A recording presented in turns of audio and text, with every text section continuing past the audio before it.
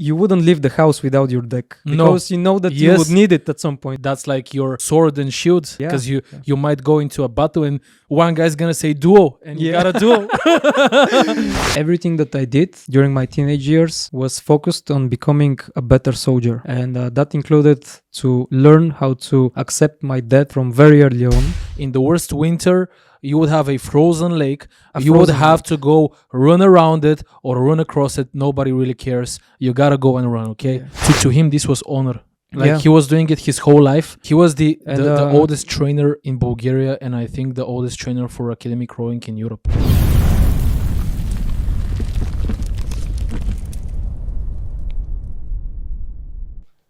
Welcome back.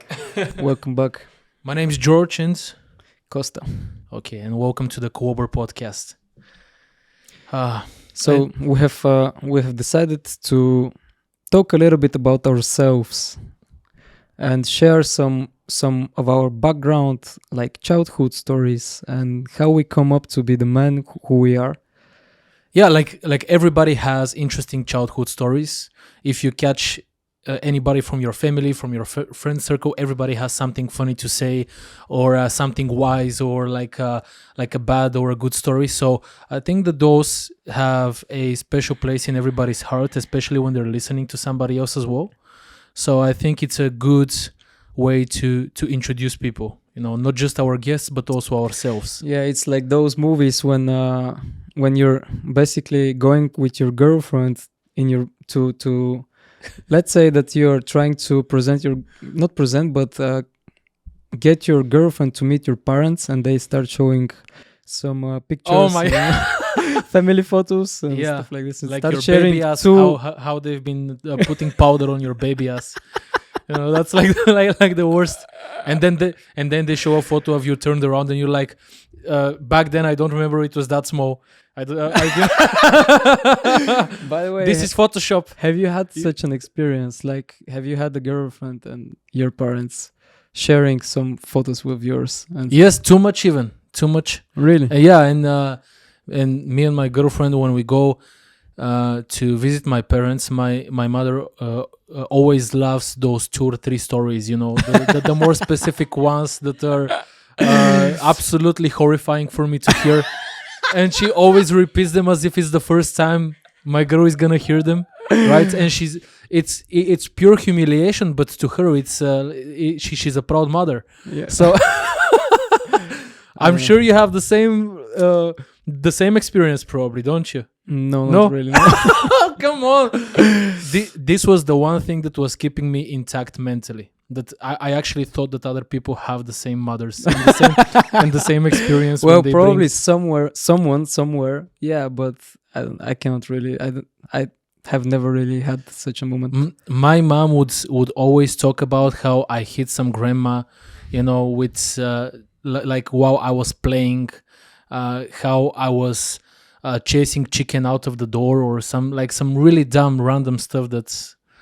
And then there's stuff that I'm not gonna say here, obviously. But so yeah. How was your childhood like? Let's start from there.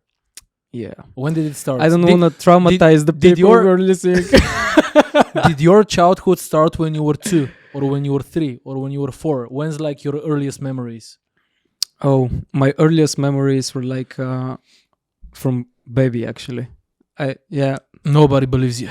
I know, but I have vivid memories of how my sister is taking care. Is it recording? Sorry, it has like the red dot. That one. Yeah, the yeah, one for I the see voice. it, The I one see for the voices. Come on, man, it's working. So I'm sorry about that, but last time it turned off, and now I have PTSD. So it's fine. Yeah, I mean, I have really vivid memories of how my bigger sister was taking care of me when I was baby. Basically, she was changing my diapers and stuff like that. And yeah, I mean, just to provide some background to my childhood, I didn't grow up on one place, on one specific place. I have moved places multiple times. So when I was really a baby, I was living in Sliven, which is central Bulgaria. And I remember that when I was in the kindergarten for I don't know, I don't even remember how old I was, but I remember that I was big enough to actually escape the kindergarten because I didn't like the place, and I escaped twice. And they were looking for me, and basically after they asked me during the first escape, they asked me why would you leave, like you, Why would are you gonna leave? go out of Exactly. this prison? Why you gotta be like that? And I honestly didn't like the place. I didn't like that they kept me inside. They forced me to go to bed and sleep, and I wasn't the type. That's That was the like worst thing, at least the in my worst, opinion. the worst. Like I hated in the kindergarten that they forced me to sleep, and most of the time I just forced myself to sleep, but and pretended to be sleeping because the grandmas who were taking care of us, like they were like, like prison guards, they were watching over us, Anyways, but my father, he was a commander at the Bulgarian army. He was working. Well, I guess that's not really a sensitive topic right now because it's been really, really, in the past, and we no longer have an army, so it doesn't really matter. But he was working in PFO, or anti-ground to air missile Unit. yeah. Okay. And he was a commander of such a unit, and I really liked his job, and I always took him as an example.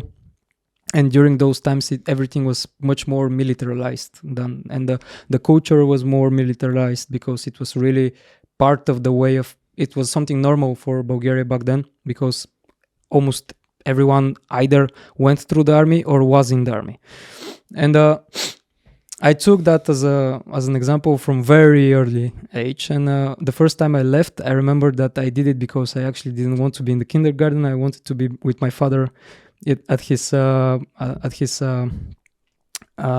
barracks. And, barracks, the kazarma, barracks, I guess. I get it.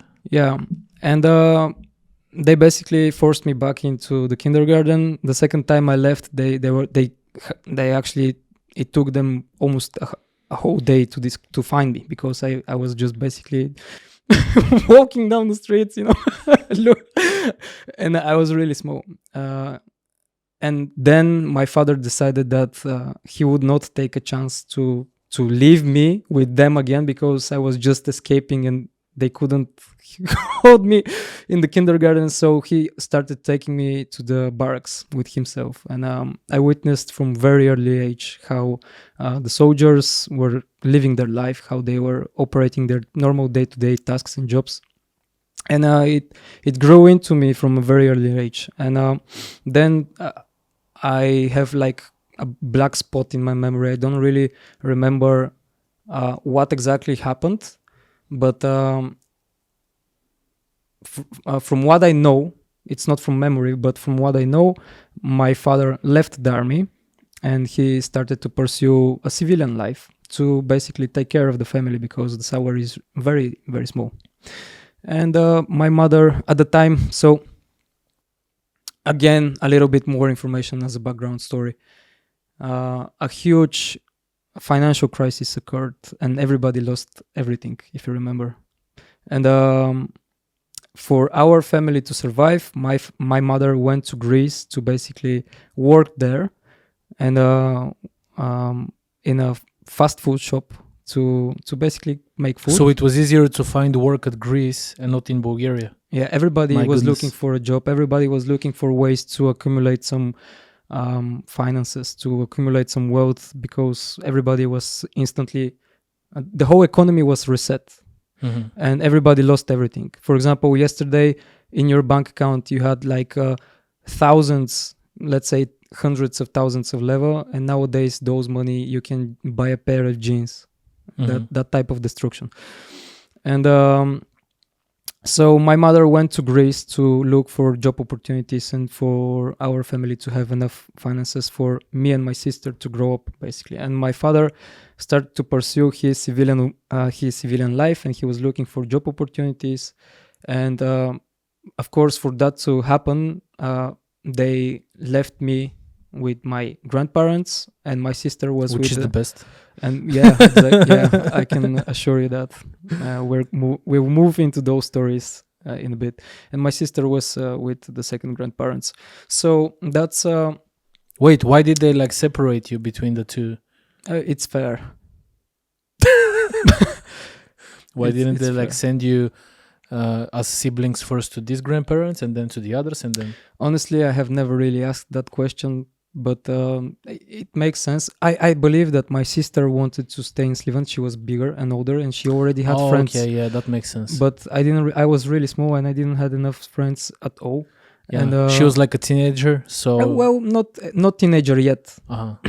But she was getting into those years. No, not really. She, I mean, she was All much right, younger than I get than it. I get it. teenager. Yeah. So yeah, at the age of 4 or 5, I think I was already in my grandparents with my Mhm. grandparents, and those years were amazing because, of course, let me just say that I've received a beating every night for something that I've done, but the beating was not right, something terrible or brutal. You know, they're like disciplining me. You know, Mm-hmm. and I deserved it. It was totally deserved.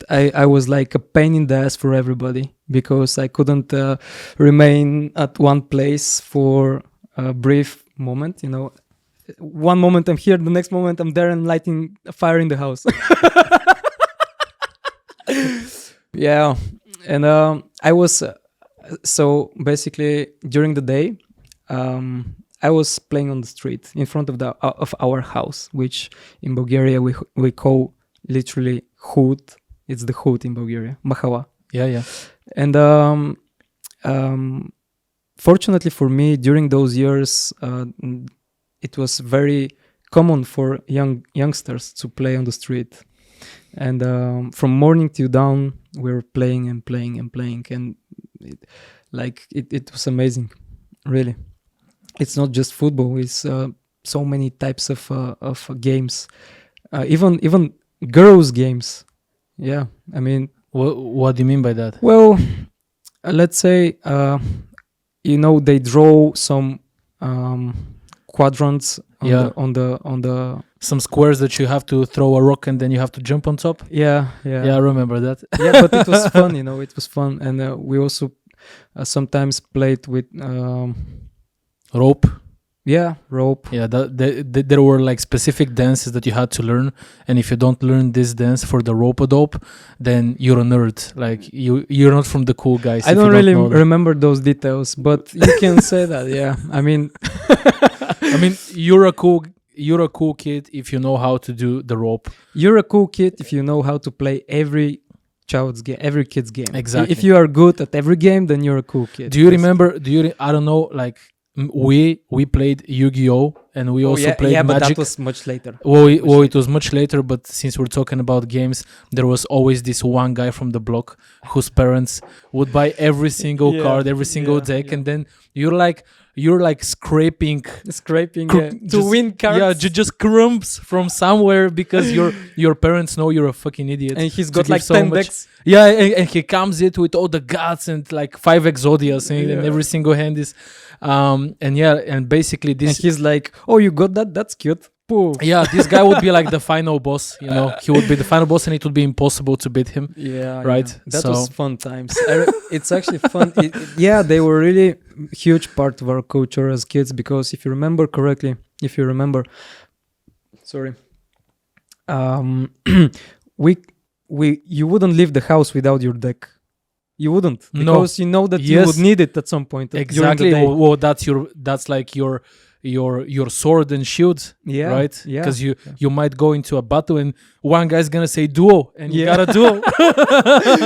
And No, you gotta yeah. do, and sometimes it's for 5 level. But it's 5 level is like food for no.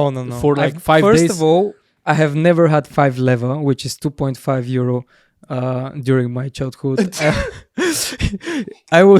The only time that I would have that amount of money is at some point when we were like 11 years old. We would basically at that point we already started going to the computer co-ops at the time. Yes. So the majority. What was your computer club called? Mine was called the Spider. Mine was the Triple X.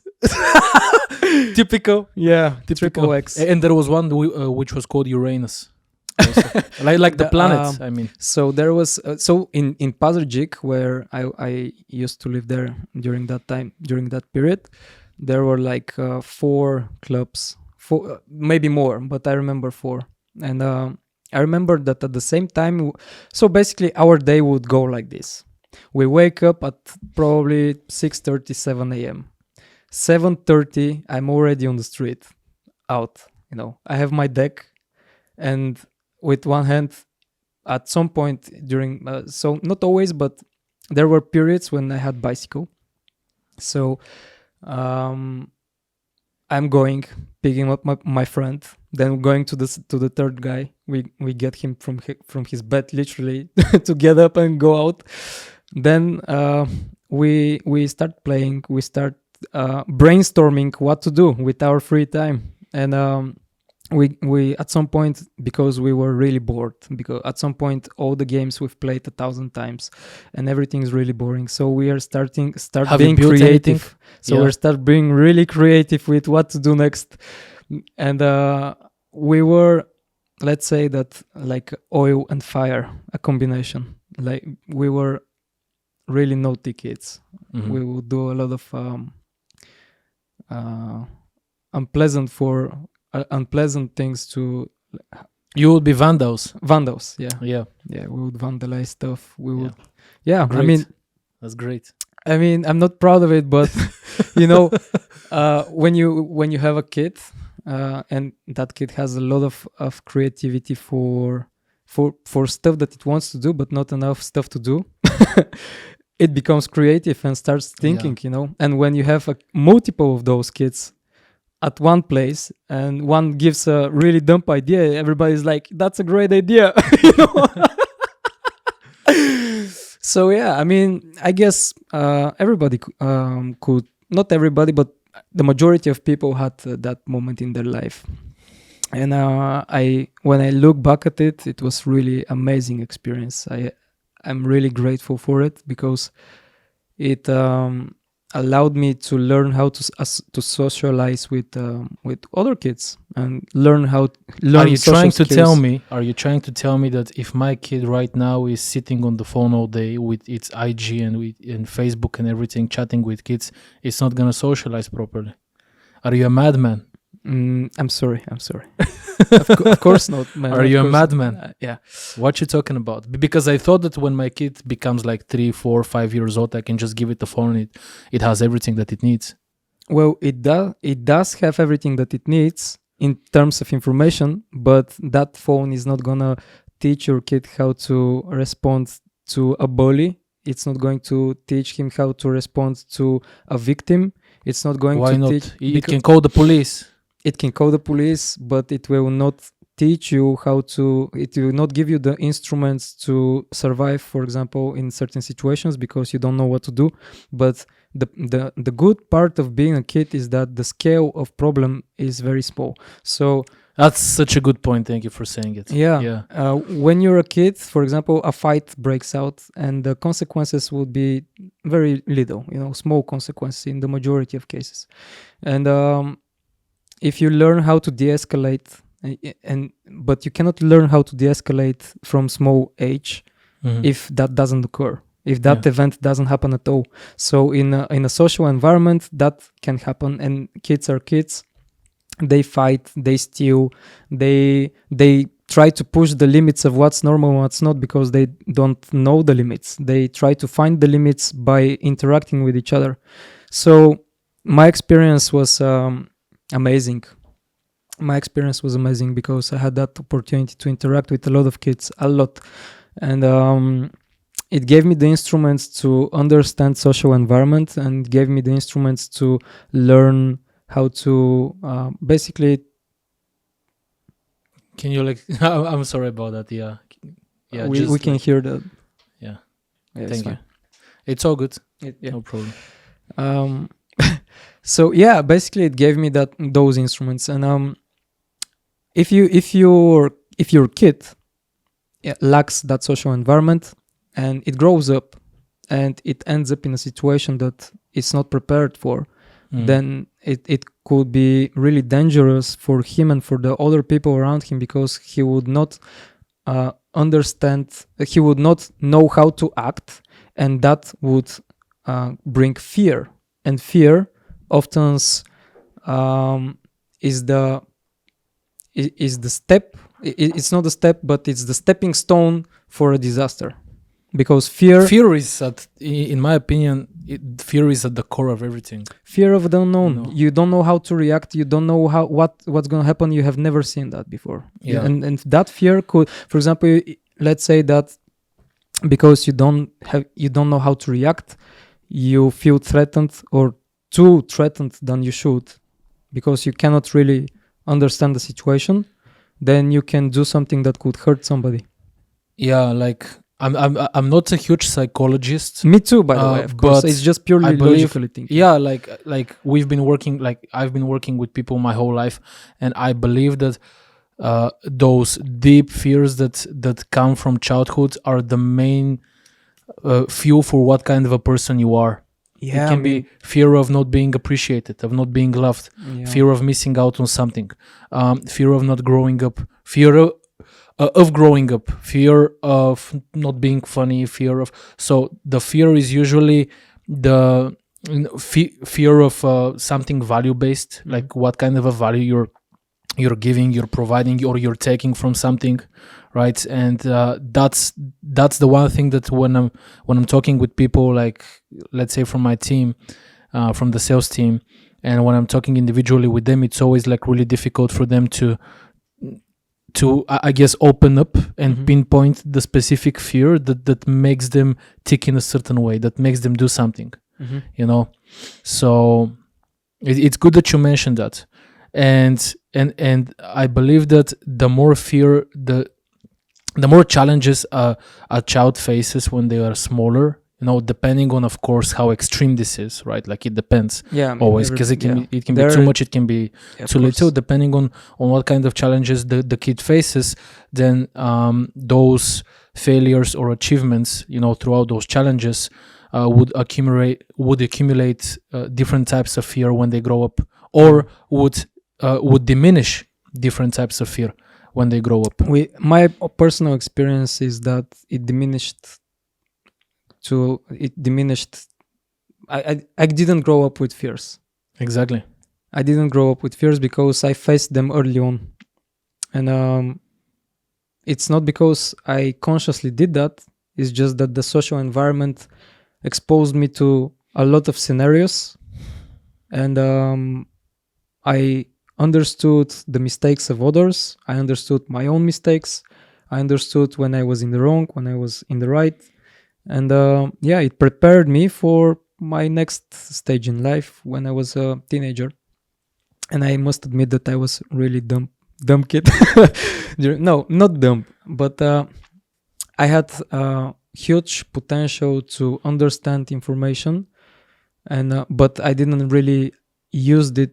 I wasn't an intellectual kid when I was a teenager. What do you mean an intellectual kid? Well, I compare myself intellectually to other kids who focused and channeled their energy and time into intellectual exercises like studying a lot.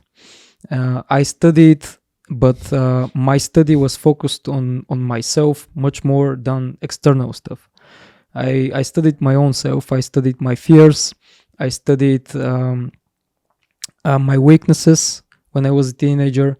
I studied what makes me less of a man. So let me just add a little bit more information so that makes sense.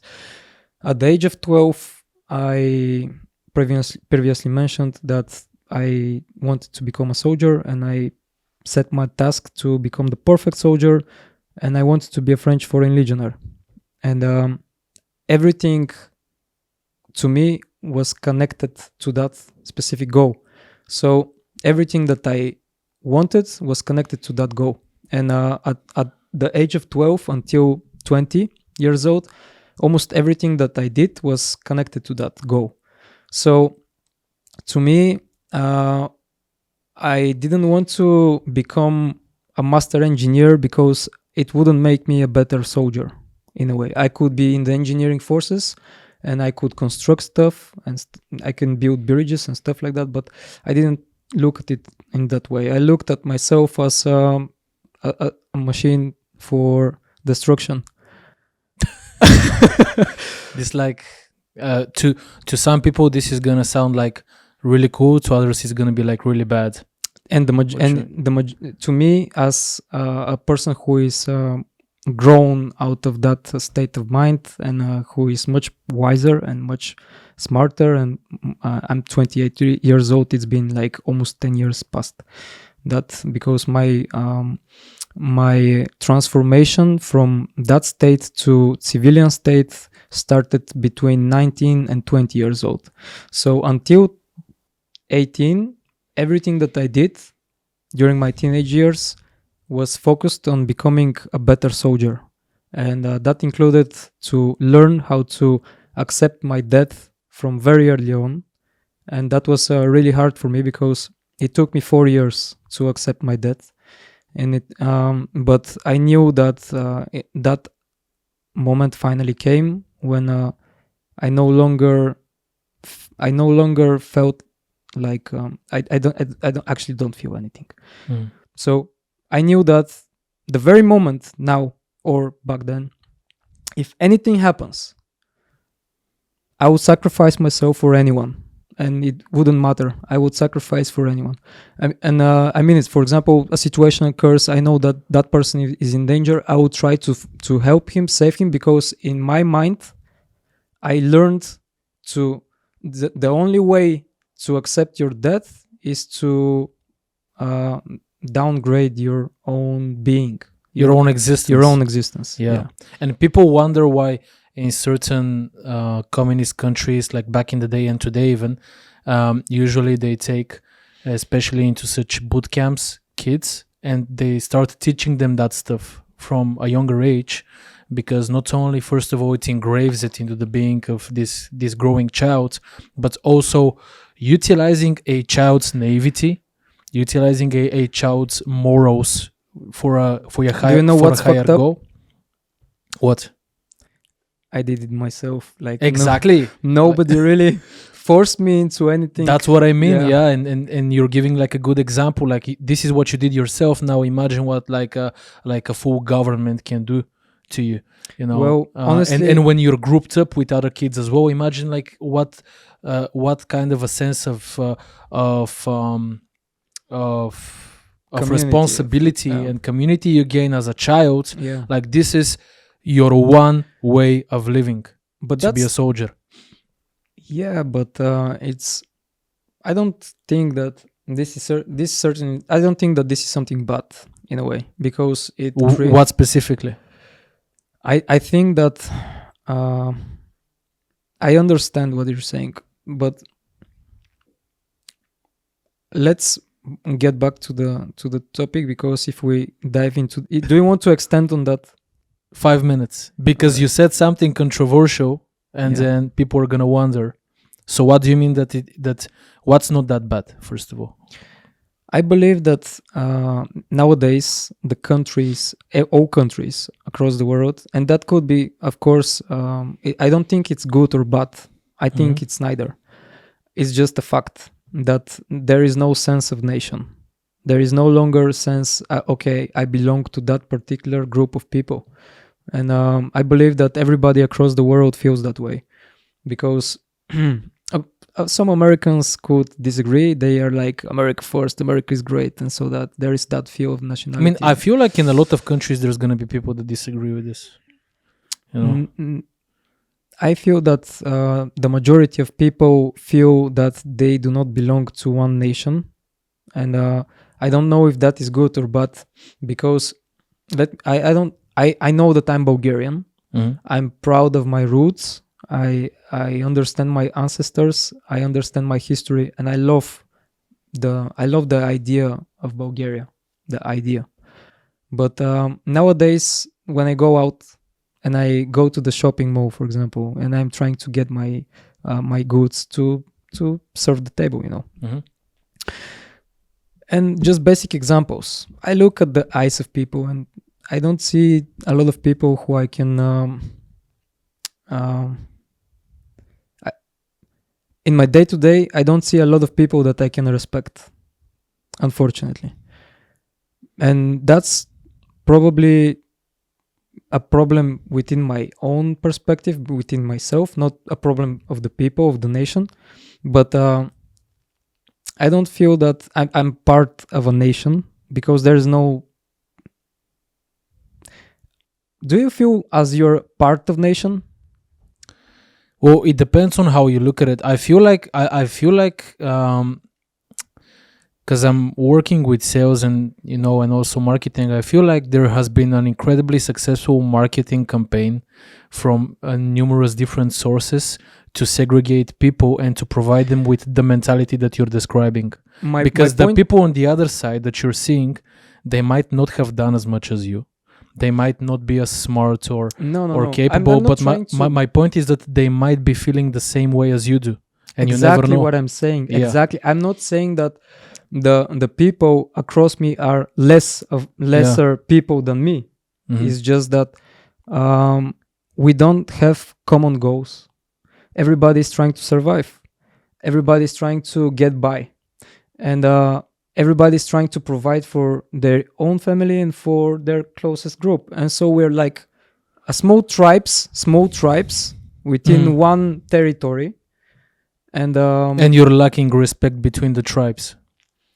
well, I unfortunately, could say that. I could mean, say that, yeah, because I can say it from what I've seen. and that's really unfortunate. It's not like I want it to be like this, but I feel like people are a bit cold. For example, if I go out yesterday, we were taking a walk, just like 10 minutes walk in the snow. It was really beautiful. It was a calm night. We wanted to take a stroll, and there was a person with a dog, and I said, "Hey, you have a really nice, beautiful dog." Just and I tried to smile to that person. I tried to be, and he was like, "What?"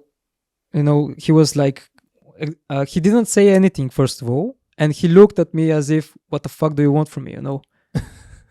Yeah, but look, like everybody knows and I agree with you on everything, and I emphasize on people not focusing on those things.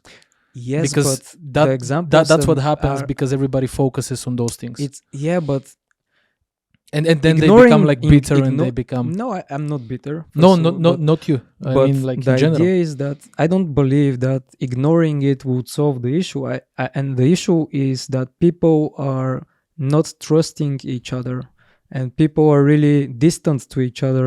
And we have, I believe, in hard times or in all times, we have much more reasons to be good to each other, to be open to each other, to smile to each other, to talk to each other, rather than being so cold and distant. But of and course, by and when I say that, when I go to the market and I don't see anyone whom I can respect, is because the first initial interaction between people is they're looking at me with a huge distrust. somebody has I believe that's somebody is ringing, I guess. Tony, I guess. So I agree with you, and this is like I guess the topic of kids is really good in like our childhood it's a stories, good because starting point, because I feel that a lot of people have forgotten. how to be a kid. Yeah, Because especially as you said, like the point of the childhood is to build this like you need the community, like you need people to have fun. I forgot who said it, but everything in life is usually a game. It's just like a bigger game the more you grow. Even war, sadly, sorry to say this, you can look at war as game. It is a game. Between a game of chess. huge, between at the end of the day, there's always somebody on top, and it can be one or a couple of people, but there's always going to be those people between like different countries. And when they're making the decisions, it would always come down to those emotions, to logical thinking, to prejudice, to ego, right? Like people think Formed like in childhood. I know that there's gonna be soldiers here and commanders that are gonna be thinking, man, this guy is crazy. He doesn't know anything. There's always strategic points. There's always this. We're always thinking we're not making any irrational decisions. But overall, if somebody bombs your city or bombs the house of your mother, I'm sure you're gonna be quite like mad. And if you're ahead of something, you're probably gonna like that. That's probably going to affect your decisions. And if not, eventually, people that have more power have their own goals.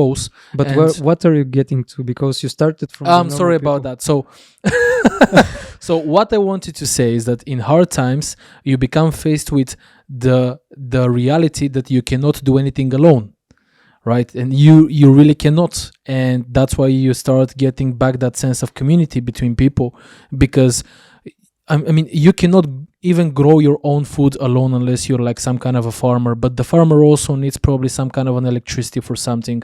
And Of course, we're a community. Everybody has a job. Everybody has a meaningful life. Exactly. And right now that you have like, and I'm so grateful for this. That's why we have this podcast. Right now that you have this abundance and comfort Yeah. of this world that not a lot of other countries also have it, by the way. Yeah. You have the freedom to think for yourself and to try to express yourself, and also to feed yourself in a certain way, right? You don't really need To provide for yourself. exactly. I don't really need to do so much with you right now. I already have a lot Yeah. for me. I mean, Yeah. barely. A lot of people probably know what to do with their time. You have so much stuff going on. Like you're kind of like choosing between priorities, even right, that are all related to yourself. But let's get back to the point. Yeah. So, yeah. And when I was 14 to 18, 19, yeah, basically I did everything from morning till dawn, from morning till morning. If I have, there was no start and end. To me, it was one long journey. And yeah, that was my teenage. I'm sure you had I can go into a lot of detail, but yeah, as a teenager, I met you. We were in the academic rowing team of Panchereu first, and Yeah. then Electron, Electron, right? which is a weird With name. with the greatest trainer in the world, Ivan Veselinov, the Fortune, Fortune. the Fortune, Fortunata. That was my Fortuna. second father. And Yeah. actually, I don't want to skip that part, and I will actually expand on that, because we were talking about how childhood formed us. But honestly, He formed, at least for me, he formed me Yeah. quite a lot. yeah, Um, because I lacked a lot of. I didn't had any discipline when I was a kid. I didn't had any discipline. I didn't know the concept of discipline. Literally, I was really wild, and I couldn't focus my energy. And as on Ivan productive Veselinov things. would say, turi mu pepeo. Put some Put some mash on it. Yeah, and sorry. So my parents, my father and my mother, they noticed that it was very easy to notice that I lack discipline, and they enlisted me. they sent you to the Rio Army. They sent me to a sports school, National Sports Academy of General Vladimir Stoichev, CSK, and I started practicing academic rowing for 7 years during that specific time frame, and I was lucky enough to live in the times when our coach existed, and he's actually one of the founders of academic rowing in Bulgaria. He's an amazing person. He was an amazing person, but I talk as if he's already living, because he's living with us, and I truly mean it. I truly mean it. That person lived his life until his very, very last breath for us. He imagine him as a really old guy who experienced a couple of cardiac arrests, Yeah. a couple of He had Parkinson's. He had due to that. Parkinson's. So basically, almost half of his side was like almost paralyzed. His hand was like this. Yeah. He couldn't move a lot his leg, so he was walking with a stick, right? Yeah. And we were every single morning usually going at 7 or 7:30 a.m. and this person would be there, this 6 grandpa at 6 a.m. He would would be be there. there. And he was living, for those that probably not a lot of people that are watching right now, if it's like an international audience, don't know Sofia in Bulgaria, the capital, but we were training on one side of the capital. He was 2 hours away with 3 buses on the other side of the capital. So basically he would wake up at 3 something a.m., travel 2 hours up until it's 6 a.m. to the other side of the capital, open the hangar and wait for us there to go and to start rowing, training, and basically He would assign and all day he would have the energy to bust our balls if we stop for a single second or if we don't behave even. but he would- was like not just he was during the whole day he was our coach. Of He's course. not just there to open the hangar. He was our no coach. And exactly yeah. he was thinking for each and every one of us what exact training to do. And when we go on water and we row for 20 kilometers, for example, he would look at every boat, at Yeah. every person, and he would take notes. And when when we go out of water, he would It's never bust our perfect. balls. It's It's never never perfect. He would bust our balls harshly. And then, of course, I don't know that person. And this is regardless of any time of the year. Of Like the year. we are talking the worst winter you Winter. can imagine. In the worst winter, you would have a frozen lake. A You would frozen have lake. to go run around it or run across it. Nobody really cares. You gotta go and run, okay? Yeah. And you have to come back with at least 8 to 10 kilometers behind you, which is at that point nothing to us, by the way. But we still have to do it in the fastest way possible. And he is going to watch his clock and obviously just trust that we didn't skip some part of the road, and we never did. Just out of respect towards him and out of respect towards us that he taught us how to get it. Like such a crazy experience. I'm so like grateful to have gone through that, and it has so much behind it. We cannot even go into like all of those like little details on how he would talk. I how just he would want to stop say you. that that person, he created many champions, European, world, Olympian champions. Yeah, he was the And, oldest trainer in Bulgaria, and I think the oldest trainer for academic rowing in Europe. Yeah. If I'm not mistaken. Probably. Yeah.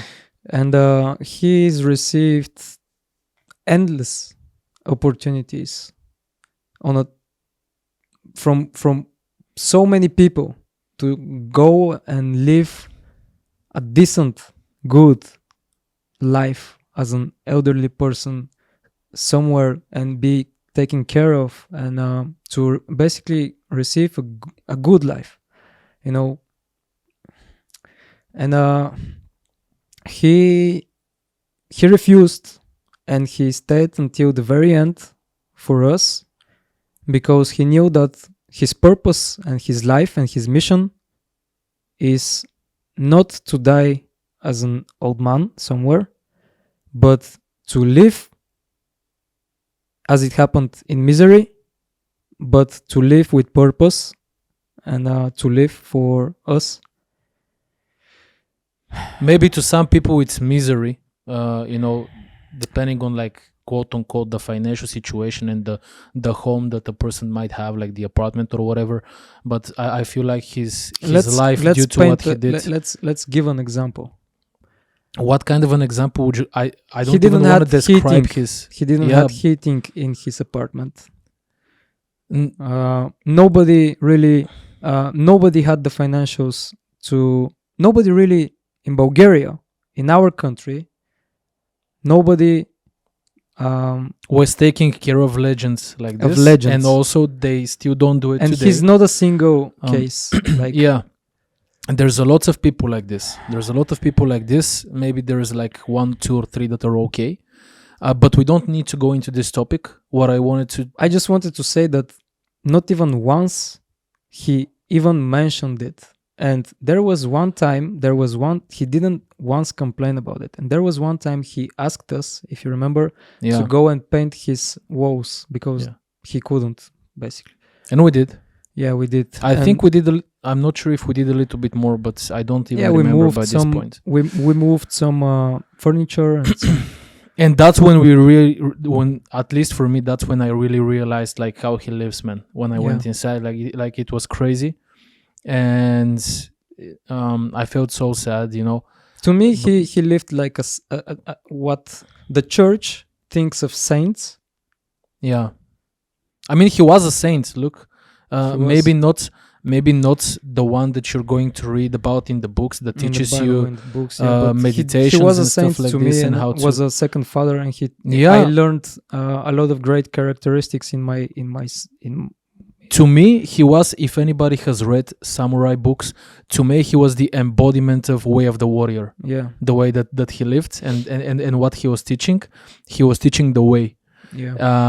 Total discipline, total focus, total focus on strength, always on time, on technicality, not on even everything. once being late in Exactly. all those and, years. And he was doing it not to show something to anybody. He was not doing it even to teach us so much, and he did teach us. He was just doing did it, it. in my opinion, because to him this was honor. Like Yeah. he was doing it his whole life. For him to be late for a training Yeah. or to not do something the way he has been doing it in the past like 50 years that he's been training, it would mean that he's not that trainer anymore. And he was doing it every single day, and we're talking every day without Sunday.